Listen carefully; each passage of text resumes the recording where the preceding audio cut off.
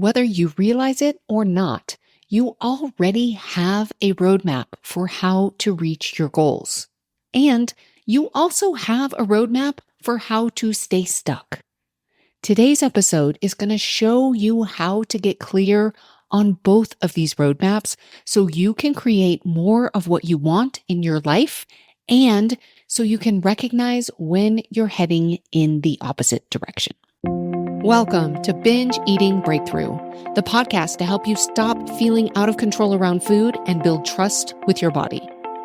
If you've tried everything but still feel stuck, you're not alone. I've been there too. I'm Jane Pilger, and I'm here to help you see binge eating in a new way so you can finally break free. Each week, you'll get the tools and insights to create peace with food and your body. Your breakthrough starts now. Hello, trusted listener. Welcome to Binge Eating Breakthrough. I consider you a trusted listener because I trust that you're listening to this podcast for a reason. I trust that you're going to hear something today that will give you a new perspective on your journey with food. Something that might just shift how you think about getting from where you are now to where you want to be. So today's episode was inspired by recent conversations I've been having with my one-on-one clients about finding your roadmap. Both your roadmap for moving closer toward what you want for yourself and also recognizing the roadmap that takes you in the opposite direction, keeping you stuck in patterns that don't serve you. So the purpose of this episode today is to help you create your own roadmap towards anything you want to accomplish in your life, with specific examples of how this applies to binge eating recovery, or simply becoming more calm, connected, and confident with food. And here's what I know to be true. Whether you know it or not, you already have a roadmap for success. You've used it before, probably multiple times in your life. And the challenge is that most of us haven't taken the time to really understand what that roadmap looks like. So then we can't replicate it intentionally. So what we're going to do today is we are going to look at what is my roadmap for success. We're going to take time together to figure out what it looks like so that you can replicate it for anything in life, including your journey with food. So what we're going to do is we're going to start by looking at something that isn't as charged as food might be for you right now. Sometimes using an example that is not food related can really help us separate from something where we have maybe just a lot more just that comes along for the ride with something we've been trying to do for a long time. So I want you to think about something in your life where you accomplished something big, something that maybe you didn't even think was possible when you first started or when it first became an idea in your mind.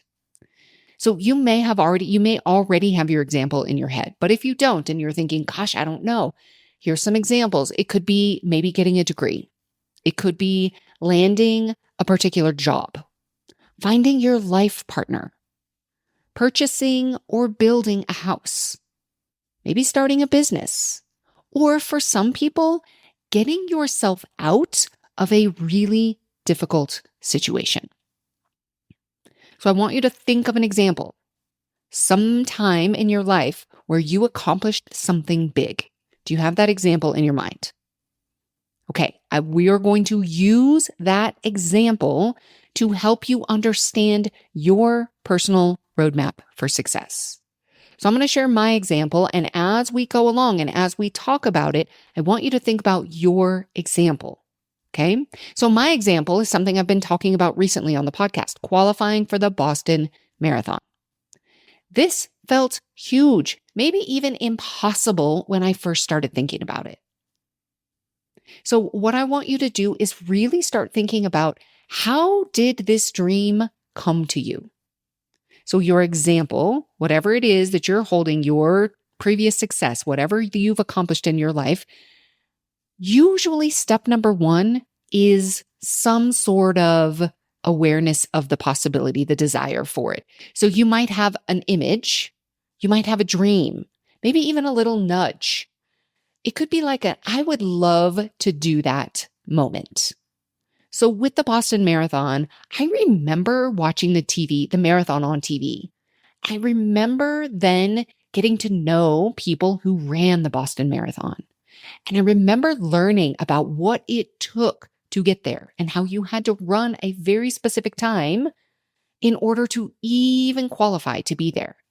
And I thought, wow, that would be so incredible to be there, to be running with all of those people, to be fast enough to be able to even run in this iconic place. And it was also, there was a little bit of, yeah, I don't think that would ever be possible, but wow, I would love that.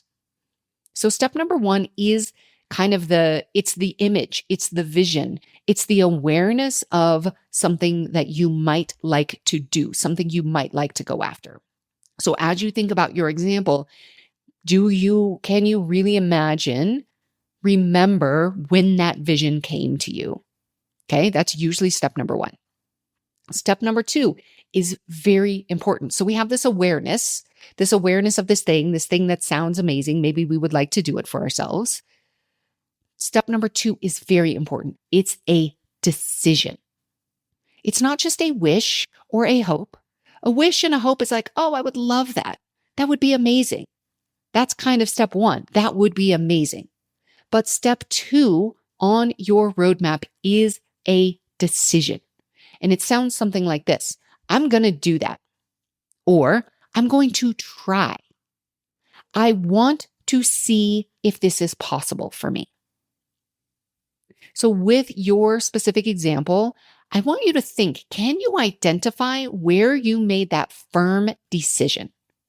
That moment when it shifted from a nice idea, something that would be amazing, that you would love to if it was possible, but where it shifted from that nice idea to something that you were going to pursue. This doesn't even mean at that point, you don't even have to have belief that you were going to do it, but that you were going to try. I want to see if this is possible. Okay, so that's step one and step two. We have the awareness, the vision, the desire. Then step two is the decision. So then what happened? Likely it was a series of events. You probably had some nudges, maybe some insights about what to try next. Maybe you needed to take a class, maybe reach out to somebody, do some research, or invest in something. Likely, generally what happens once we make a decision to do something, then our brain will go to work on how to create that for ourselves. So for me, when I made the decision, I am going to try. For a long time, it was, oh, Boston would be amazing. I would love that, but I don't think it's possible. I really don't think I'm fast enough. Then I made the decision. I am going to try. I want to qualify for Boston. This became my goal. So then I got to thinking about, okay, if I am going to qualify, I need to run faster. That is what it was going to take. So then I got to thinking back to when was the last time that I felt like my running was really improving? And I realized it was when I was running with other people who were faster than me, where I could be surrounded by people who were doing the thing that I wanted to do and be in a community with them. So I started reaching out to see if anybody wanted to run with me. I started joining running groups, finding training partners. So that's kind of what happened for me, where my brain kind of went to work on the next steps for me. So for you and your very specific example, what was it for you? What were those first steps that started moving you toward your goal? If you were getting a degree, maybe you got out the class schedule. You actually registered you decided where you were going to go. You decided what you were going to pursue. If it was a relationship, maybe you went out and you started meeting other people. What were the steps? And how did you know which step to take? Likely it was literally a series of events unfolding. Now, you also likely had some setbacks, times when things didn't go like you thought they would, or when they took way longer than you expected. So think back to your very specific example. What did you do when you encountered setbacks? I'm going to guess, since this is a goal we know you accomplished, that you held on to the vision.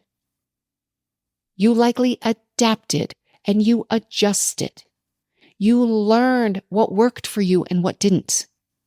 You didn't give up entirely just because one approach didn't work.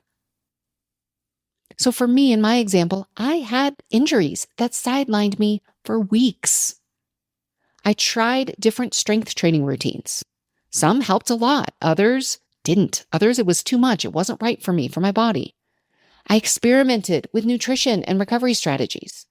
And when I noticed improvement, I celebrated it. I gave myself something to focus on. I made a vision board for my goals. I set intentions. I appreciated everything that was happening along the way, even the small wins. And this is your roadmap. This is how you create what you want in your life. So you look back, where do I have success? Where have I had success? What was the roadmap that got me there? And how then do I apply it? So now let's turn the conversation to food. What is the roadmap to the relationship with food that you want? First, you need to have a picture of what it will look like. Just like if you think back to your example, that thing that you wanted, whether it was a degree, whether it was a partner, whether it was a house, whether it was whatever it was, whether it was getting out of a really challenging relationship, you probably had a picture of what it was going to look like. I imagined crossing the finish line at a qualifying race. I still imagine myself in Boston running the race. You have to have a picture of what it will look like. You need to start imagining it in your mind. So we're going to use the example of our map, where we want to go we're going to say Florida. If you're planning a vacation to Florida, you don't just book the flight and hope for the best. You start imagining what it will be like. You look at pictures, you read reviews, you start picturing yourself there on the beach, feeling relaxed, enjoying the sunshine. And this is what I did with my qualifying race. I imagined what it would be like running those final miles, how it would feel crossing the finish line, knowing that I'd achieved the goal. So it starts with an image, a clear picture of what you want your relationship with food to look like. So maybe for you, it's being able to go to a restaurant and order what sounds good without anxiety. Maybe it's having ice cream in your freezer and not thinking about it until you actually want some. Maybe it's feeling calm and confident in your body, trusting yourself around all foods. Maybe it's being able to go to a party, to a barbecue in the summer, and just be excited to be there and not worried about what everybody is going to think about your body or what you will or won't eat. Maybe it's being able to go out with your friends and knowing you can just drive straight home and go to bed rather than stopping and eating more on the way home. So that's step number one. We have this vision, this image of what we want. Step number two, you decide that's what you want. Not just, that would be nice someday, but no, this is what I'm going to create for myself. Then you start following nudges. Maybe it's to try something new, to get some help, or to listen to a podcast like this one, or to finally address some of the deeper patterns that are keeping you stuck. You experiment. You see what works and what doesn't. You adjust along the way. You celebrate your progress and do more of what gets you closer to where you want to be. And as you do this consistently over time, you end up reaching your destination. This is how you create lasting food freedom. But what about what happens when you don't reach your destination? There is another roadmap. There's a roadmap that keeps you stuck. So what about when you find yourself stuck in the same patterns, feeling like you're going in circles? If you feel stuck, if you feel like you're repeating the same thing over again, you're going in circles, you have a different roadmap operating. It's one that keeps you stuck. Have you ever been on a road trip and missed a turn? I have. I remember one time I was driving with some friends from Arizona to New Mexico after a triathlon camp. This was several years ago. And we were so engrossed in our conversation that we completely missed the turn to head home. We went way out of our way before we realized what had happened. But here's what we did. Once we realized we were going the wrong direction, we got back on course as soon as we could. We didn't keep driving the wrong way. We didn't give up and just decide we were never going to make it home. But that's not what most of us do when we get off course with food. So it's like this. Imagine that you're driving to Florida. Now remember, we said Florida is going to be your food freedom destination. So you're on the road, you're driving to Florida, and all of a sudden, you're looking around, you're looking at the road signs, and you start seeing signs for California. And you realize you are literally driving in the opposite direction from where you want to go. And rather than turning around or consulting a map or calling someone who knows the geography and can help you get back on course, you keep driving toward California while yelling at yourself the entire time.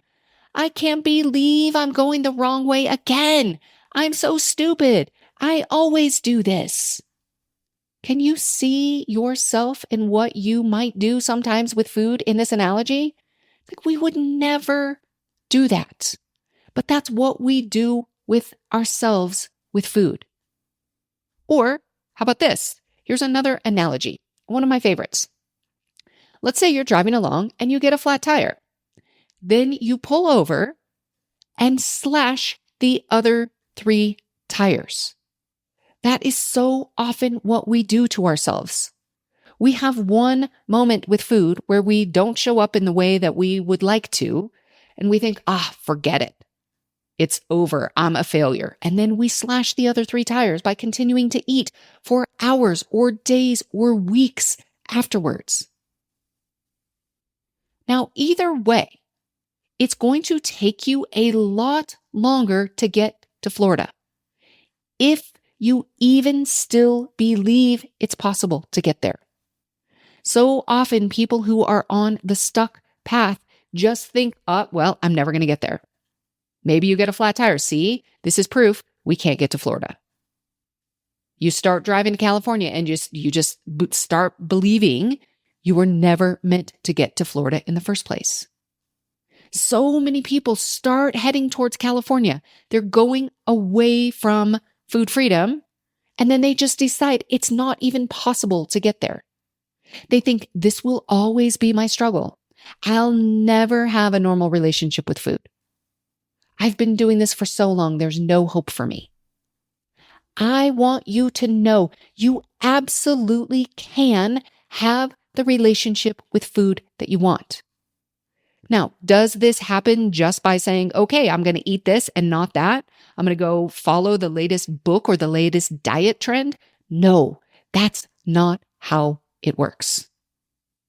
But you can have the relationship with food that you want. It is available to anyone, no matter what you've tried, no matter how long it's been. It is possible. Okay, so now I want you to look at what is your personal roadmap to staying stuck in the cycle of feeling out of control with food. Now, this is going to be different for each person, but let me give you some common themes that I see. Number 1, shame and judgment after a difficult moment with food. This is like slashing those other 3 tires. Instead of treating a binge like the flat tire it is, something that happened that you can address and move on from, you turn it into evidence that you're broken, that you can't be trusted around food, and that you'll never figure this out. Okay, number 2, not believing you can get to Florida. Deciding this will always be my struggle. Or I'm just not someone who can have a normal relationship with food. It's been too long. I'm too far gone. When you don't believe your destination is possible, you stop taking the actions that would get you there. Number 3, trying to make up for a binge. Restricting food the next day, over-exercising, or any other compensatory behaviors. This is like trying to drive faster to make up for lost time, but it usually leads you further off course. Number 4, giving up entirely. This sounds like, wow, I already messed up today, so I might as well keep eating. This would be like missing your exit and then deciding to just keep driving in the wrong direction because you're already off course. Next one, allowing it to go on for days, weeks, or months. Not addressing what happened. Not getting curious about what led to the disconnection in the first place. Just staying lost instead of finding your way back to the path. And the last one is not addressing the underlying needs. Remember, binges are a light on the dashboard. They tell you there's something going on under the hood. If you just focus on the binge itself and not what it's trying to communicate, you're missing the real information that you need to get back on track. But here is the beautiful thing. You can absolutely get back on the road to Florida. Sometimes it can be as simple as realizing you missed the turn 5 miles back, and all you need to do now is get back on the path. Your body doesn't know it's a holiday. Your body doesn't know you had a difficult day yesterday. It's always ready to help you get back to balance. Your body is always listening and it's always communicating with you.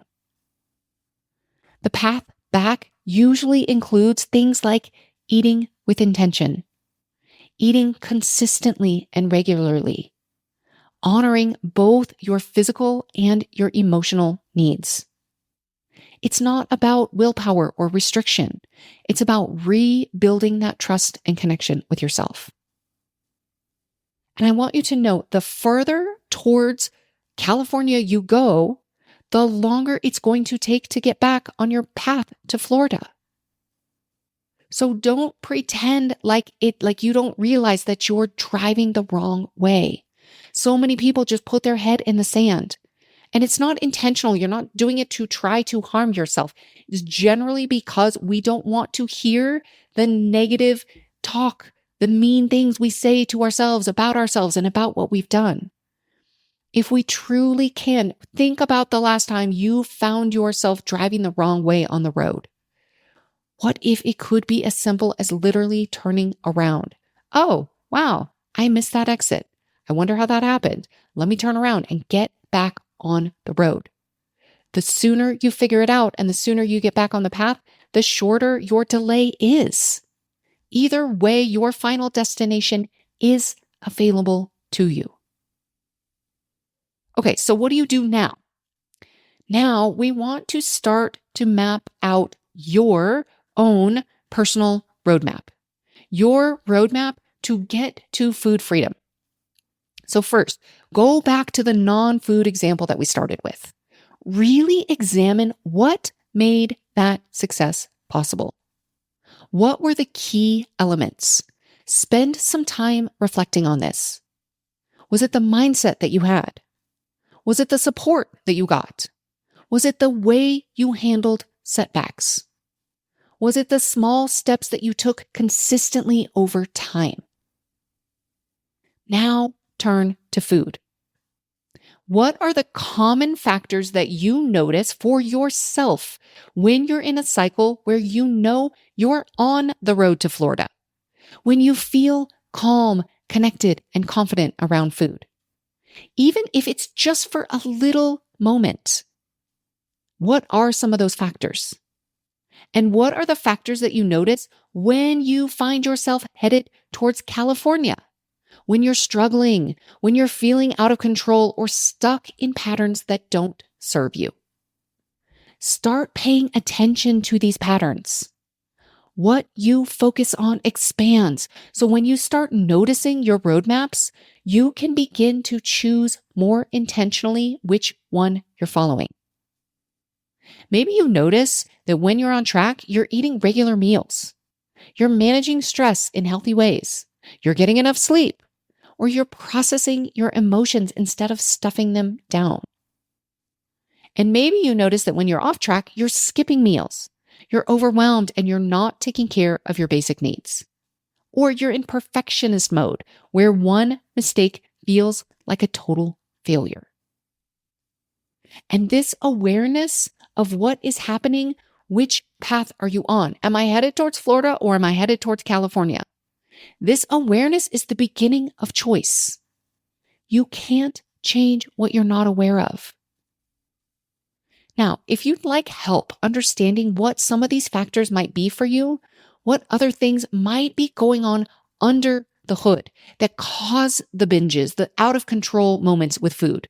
If this was as simple as just turning around and starting to drive towards Florida, we wouldn't have this podcast. You wouldn't still be stuck in this cycle. It is simple, but it's not easy. There are things going on under the hood to cause the behaviors with food. So if you want more help in understanding what else might be going on, what some of these factors might be, I invite you to check out the Binge Breakthrough miniseries. This is a brand new miniseries that I created to help you understand what's going on. Because when you understand what is going on, you understand your roadmap for success and your roadmap for staying stuck, then you have the information that you need to get yourself back on track toward the ultimate destination that you want for yourself. It's not about the food. Your relationship with food is really about your relationship with yourself. And just like you've created success in other areas of your life, you can absolutely create the calm, connected, confident relationship with food that you're seeking. Now, before the next episode, I want you to try this. I want you to pick one moment this week when you notice yourself heading towards California, towards that pattern that kind of keeps you stuck or repeating in a cycle. And instead of the usual shame spiral, I want you to ask yourself, what would getting back to Florida look like right now? What would it take for me to turn around one tiny step to start heading towards Florida? Maybe it's eating your next meal with intention. Maybe it's 3 deep breaths. Maybe it's the 3 powerful questions. What do I notice? What do I need? What's next? Maybe it's asking yourself, what can I learn from this and how can I adjust? You have the roadmap to get to where you want to go. And if you want additional help in what that roadmap looks like, be sure to check out the mini-series. I promise that you will hear something there that will help you see things in a new way. I'll put the link in the show notes so you can check it out. It's janepilger.com/mini, M-I-N-I. All right, that's what I have for you this week. I'll see you next time.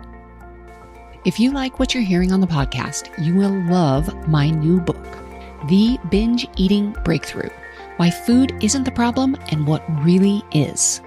Discover why willpower isn't the answer, why restricting certain foods often backfires, and why understanding your brain and body is the key to lasting change.